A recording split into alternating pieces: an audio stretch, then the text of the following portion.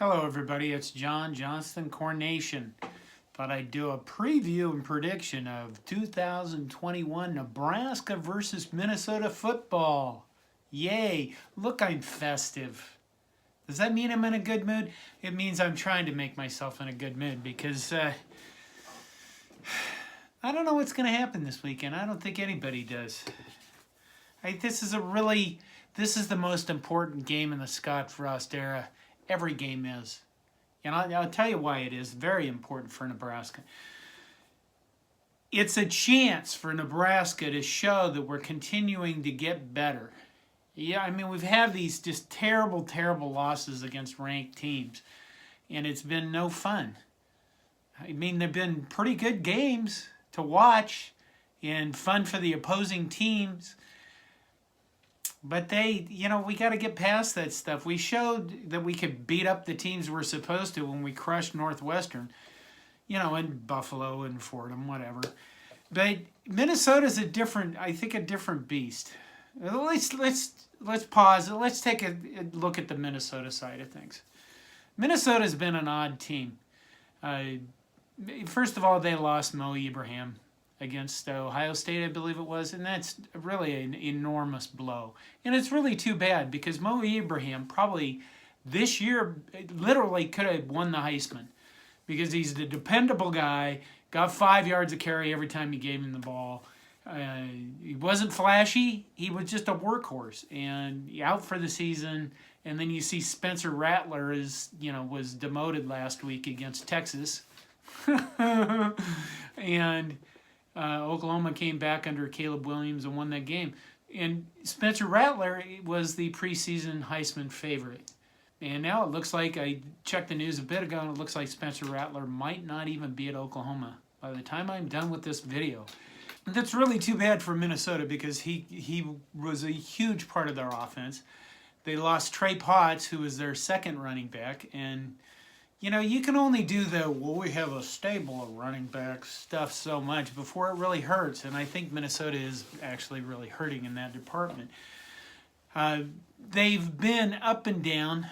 They played well against Ohio State, and then Ohio State just has too many weapons because that's who the Buckeyes are.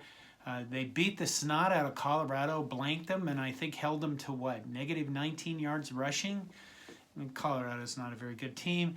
Then they lost to Bowling Green, which was really the most pathetic, horrible game I've ever seen them play under P.J. Fleck. And I qualify that under P.J. Fleck because I live in Minnesota, and I have watched a lot of... I used to be a Minnesota season ticket holder. Back in the Wacker era.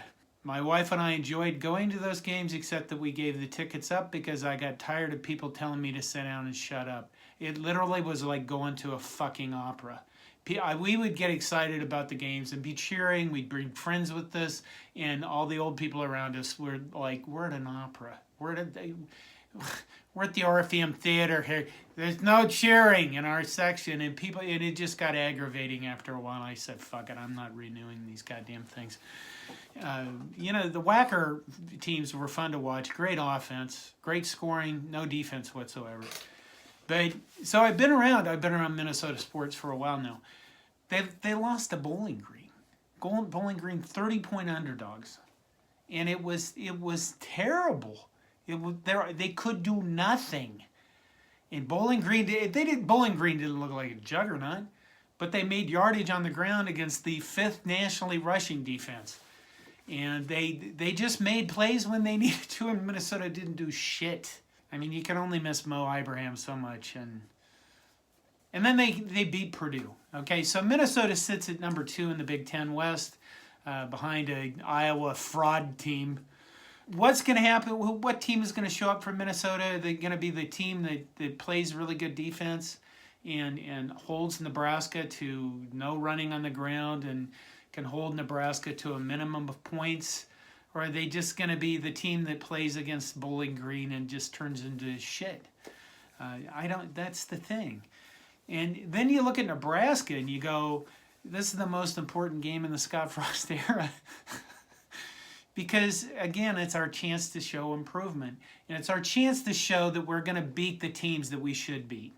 And I think Minnesota is a team that we should beat soundly. Gopher fans probably don't think that, maybe. And there seems to be this weird thing where PJ Fleck does, he's 3-1 against Nebraska. Granted, he's 3-1 against a bad Nebraska, but maybe he has this thing. It just, Eric Chinander shakes at night when he thinks about playing PJ Fleck teams, because it seemed like that in the past. 2019, I was on the sideline, okay? I took this photo. See this photo? That's our beloved Wandale Robinson, and that's another guy that's a Gopher players and stuff. And I really want to replace this photo up behind me with something better. You know what happened on this play? On this play, this guy made it all the way down the 8-yard line right in front of me, and the play was called back on a holding call. And then Minnesota went on to win 34-7 because they beat the shit out of Nebraska. They beat us up physically. And I was standing next to a guy you all know who's a former Husker, and I'm not going to name him. And we both agreed that Nebraska was horribly mentally weak. They were physically decent, but mentally very weak. They just gave up.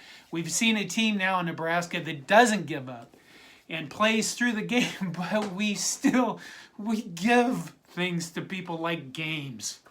And that's why this is an important game. We can't just give. I know that we're loving people. And we got to just stop loving our opponents so much that we give them the ball, or we give them the game, or we go, oh, you would like a free punt return? Here is one. Stop that shit. And that's where we're at. My personal gut feeling is that Nebraska wins this game big, 38-17, but I can't get over the giving part of this shit. You know, what are we going to do with Minnesota? Minnesota has some decent players. Tyler Nubin, I'm missing the name of their linebacker, Jack something maybe. You know, they have some decent players on defense. They don't have an Anton Winfield Jr. anymore, and that really hurt him when he left. But they do have some good players on defense. Tanner Morgan hasn't looked himself. He hasn't been as accurate as he's been in the past with the deep ball. They have that Wright kid, who I think was a transfer for Clemson, who's dangerous in the passing game. So if Minnesota can get any run game going at all, they can play action Nebraska.